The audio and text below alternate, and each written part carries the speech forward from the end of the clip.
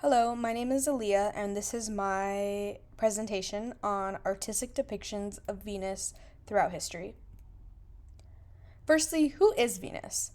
In Roman mythology, Venus is the goddess of love, sexuality, beauty, and fertility. She was the Roman counterpart to the Greek goddess Aphrodite. Venus Aphrodite reportedly emerged from sea foam in her adult form. She was the daughter of Jupiter and Dione, the wife of Vulcan, and the mother of Cupid. In myth, Venus is well known for her relationships and affairs with both gods and mortals. She is both negatively and positively associated with femininity, which is something that we will see in the upcoming works. This is the first work that I wanted to focus on. This is my MVP for this presentation. This is Venus of Willendorf. It is a Paleolithic artifact discovered outside the small Austrian village of Willendorf, and the work is roughly 30,000 years old. Venus is notable for her exaggerated genitalia, breasts, and belly, as well as her detailed headdress. The figurine was made from oolitic limestone and painted red, possibly with ochre, which was almost entirely removed by cleaning at the time of discovery.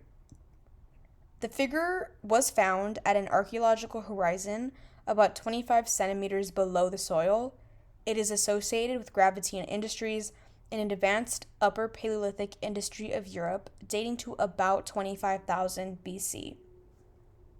I also wanted to point out that the Roman goddess Venus was obviously much later than the Paleolithic period, but Venus of Willendorf took on her name because the people who initially discovered her thought that she could have been a representation of a goddess of love or beauty. Also, something interesting that I found in one of my readings was that oolitic limestones are completely absent in and around Willendorf. Venus of Willendorf's discoverer suspected that the raw material of Venus was collected elsewhere, potentially in the nearby Vienna Basin, where tertiary limestone deposits exist. This work places emphasis on the body, specifically through the artist's use of proportion and form. It is very voluptuous and round, emphasizing the body of the figure by sculpting the reproductive anatomy in extreme detail.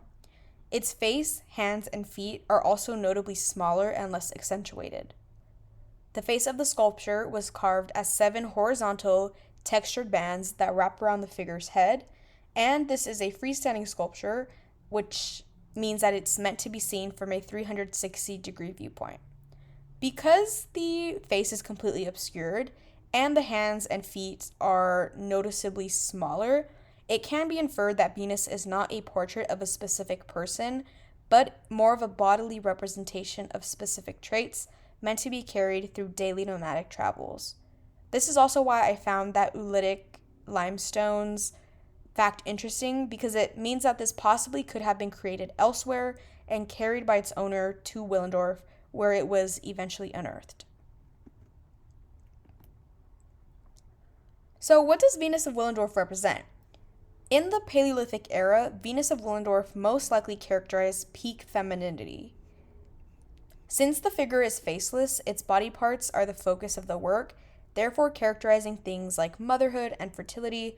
Historians also think that this could have worked as a good luck charm for whoever owned it for fertility. Today, it has really taken on a life of its own, and it is now often seen as a symbol for womanhood, and it has also been associated with feminist thought. I found a 1995 journal article called Back When Big Was Beautiful that has a modern reading of Venus of Willendorf's body as an icon of feminine allure, suggesting that the Paleolithic era tribe that the model for Venus was a part of must have really protected and cared for her as a provider of food and care for the group's children.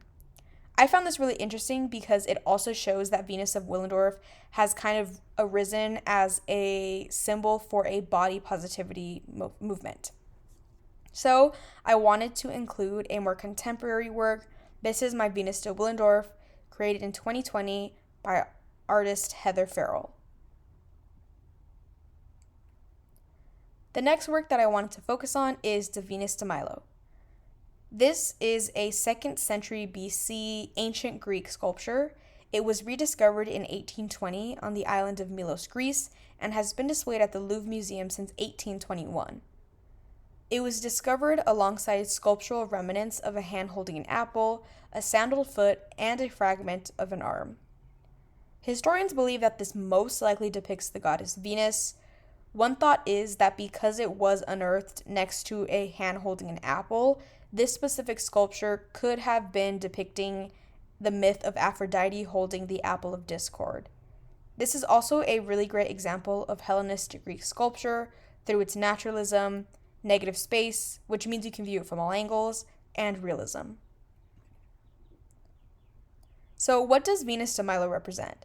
Because this most likely was meant to be a depiction of the goddess Venus as a goddess of beauty and love, it most likely represents ideal beauty and femininity.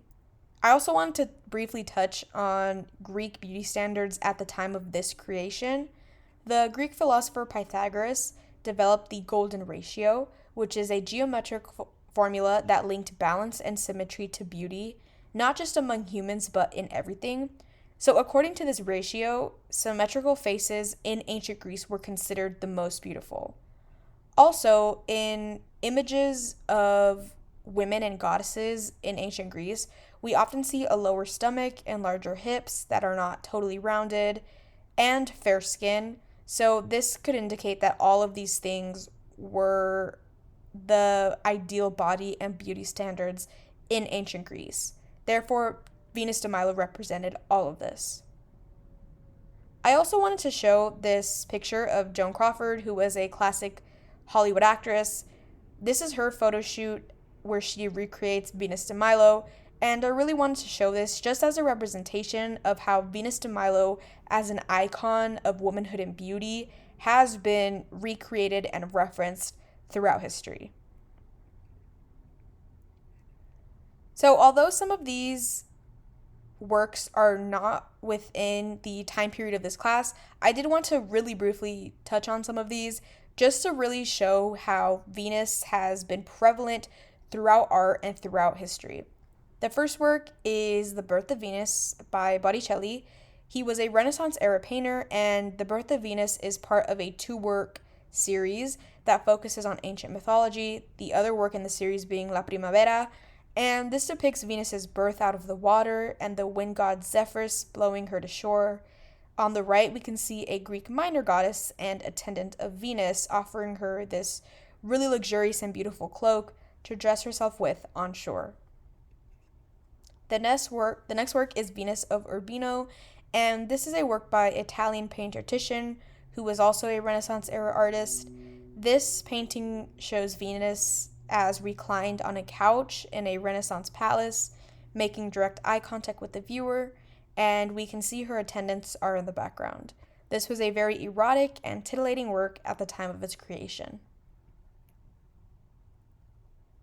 Next, we have Nude with Fruit Bowl Venus, which was created by another Italian artist, Mario Cironi. He was a modernist artist, and he did a lot of sort of Cubist-style somber paintings. So this is his take on Venus. And the next work is by Fernando Botero, who was a Colombian artist. This is one of my favorite depictions of Venus. Botero was popular for depicting larger forms in his work, and this Venus sculpture to me is a bit reminiscent of the Hellenistic period of goddesses with their Greek sculptures, and this Venus is reclining very luxuriously. Lastly, I did want to show this work called Venus by the South Korean artist Chi-Hyun Shin, who reimagined the Venus de Milo. To me, this looks like Legos, but it's actually acrylic. But I really like this reimagining because it does solidify that Venus de Milo has been an iconic figure throughout history, and it is even being referenced today in more contemporary spaces, which I think really shows this great theme of Venus as long-standing. This is just a timeline of some of the works that we've talked about, obviously starting with Venus of Willendorf and ending with one of the more contemporary works, Botero's Venus from 1996. This just really shows this theme of Venus as a icon and standard of beauty.